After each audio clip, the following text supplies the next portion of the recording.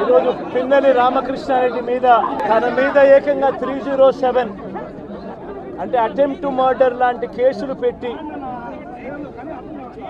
ఏ రకంగా అన్యాయంగా తనను జైల్లో నిర్బంధించడం జరుగుతూ ఉందో కూడా చూస్తూ ఉన్నాం. ఎమ్మెల్యే లోపలికి పోయి ఈవీఎంను పగలగొట్టే కార్యక్రమం జరిగింది. ఎందుకు ఈవీఎంలో నిజంగానే ఎమ్మెల్యేనే రిగ్గింగ్ చేసుకుంటా ఉంటే ఎమ్మెల్యేకి అక్కడ నిజంగానే ఎమ్మెల్యే పరిస్థితి అంత బాగుండింటే ఎందుకు ఎమ్మెల్యే ఈవీఎం పక్కన కొడతాడు? ఎమ్మెల్యే అక్కడికి వెళ్ళి హత్యాయత్నం చేశాడట. అదే పోలింగ్ బూతులు హత్యాయత్నం చేశాడంట. ఎవడన్నా బుద్ధునోడు ఎవడన్నా నమ్మదానికి ఉందయ్యా? ఎమ్మెల్యే అక్కడికి పోయి ఎమ్మెల్యే హత్యాయత్నం చేస్తాడా? చెప్పడానికైనా హద్దు పొద్దు ఉండాలి కదా. ఆ మనిషి మంచోడు కాబట్టే గెలుస్తూ వచ్చాడు. ఆ మనిషి మంచోడు కాబట్టే ప్రజలు ఆశీర్వదిస్తూ వచ్చారు.